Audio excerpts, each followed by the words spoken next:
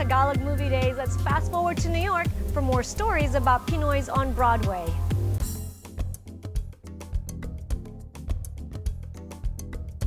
Lea Salonga's rise to stardom on Broadway served to focus the limelight on Asian artists on the New York stage, especially Filipinos. My name is Clint Ramos. I'm a set and costume designer. I work here in New York and all over the country and around the world, designing sets and costumes for theater, opera, and dance. I'm Victor Lirio. I have lived in New York City for about 18 years now. I'm an actor and a director as well as a producer. I'm artistic director of a nonprofit theater company. It's called Diverse City Theater Company. I was in the first national tour of the last Broadway revival of The King and I. I'm Orville Mendoza. I've been a professional actor now for 15 years, mostly on the East Coast. I got my professional union card doing The King and I.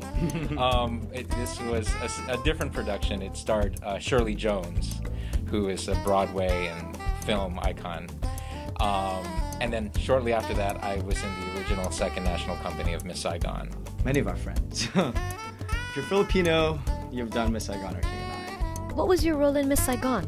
I was the first understudy to the engineer, so I went on for him so many times, and since that tour closed, I've also performed the role in different regional theaters around the country. What was it like being a Filipino on Broadway and the New York theater? I've gone through a lot of interviews, and they look at me and, you know, I'm not white, and a play would be about an American family or something like that, and I think it contextualizes you immediately. You know, it takes I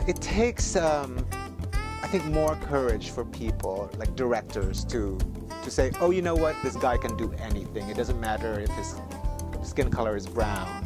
To be honest, I've been kind of taking my creative life into my own hands because I don't go to many auditions that peg me for specific roles. For roles that only call for Asians, I don't go to them.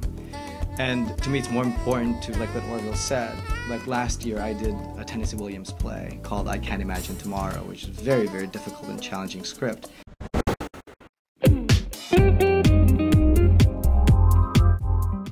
Here's more about the remarkable Pinoys on the Great White Way. You know what they say, you know what African Americans say here? It's like you have to work twice as hard. And I found that to be true. I've found that to be really true. Like, there are no favors, you know,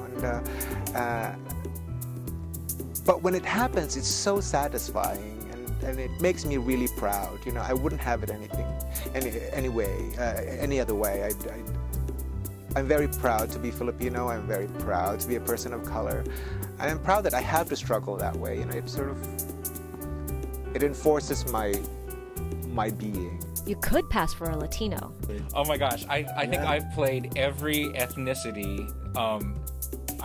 Last summer I did a production of Annie Get Your Gun where I played a Native American, which is an ethnicity that I hadn't had on my resume yet, but I played Japanese, Vietnamese, Thai, Korean.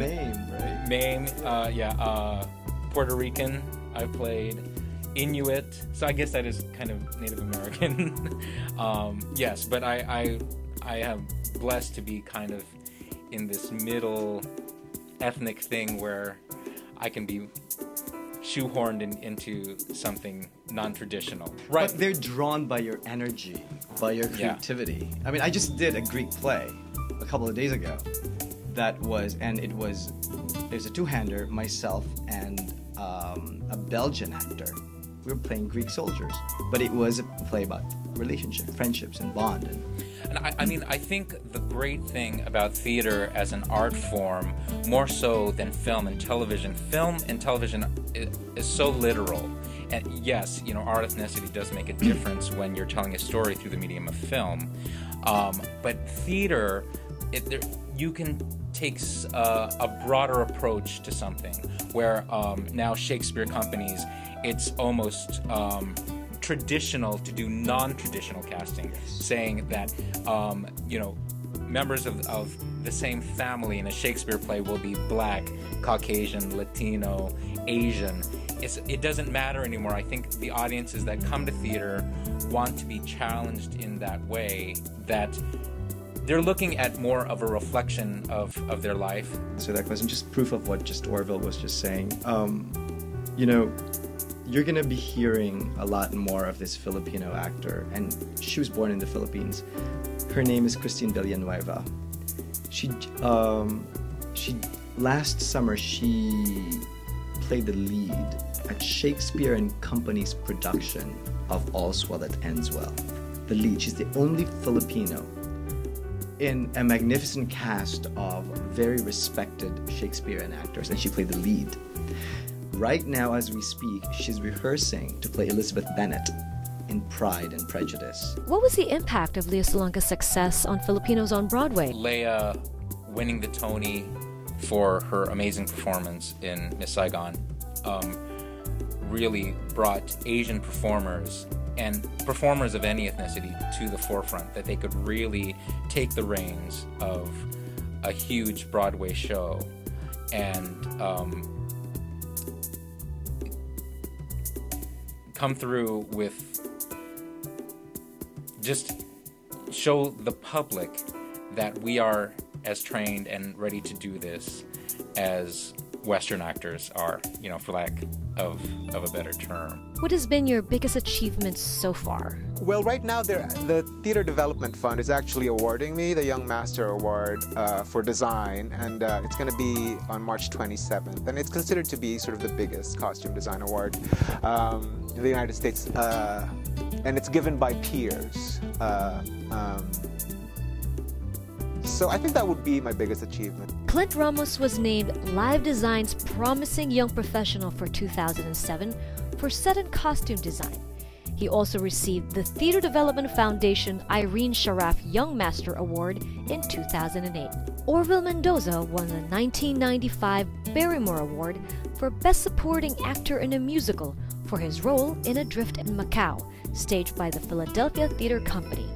The Romance of Magno Rubio, in which Orville played one of the lead roles, won the 2003 Obie Award, the highest award for an off-Broadway production for ensemble performance. Victor Lirio continues to act, direct, and produce plays on the New York stage, proving that there is more to the theater art than Broadway.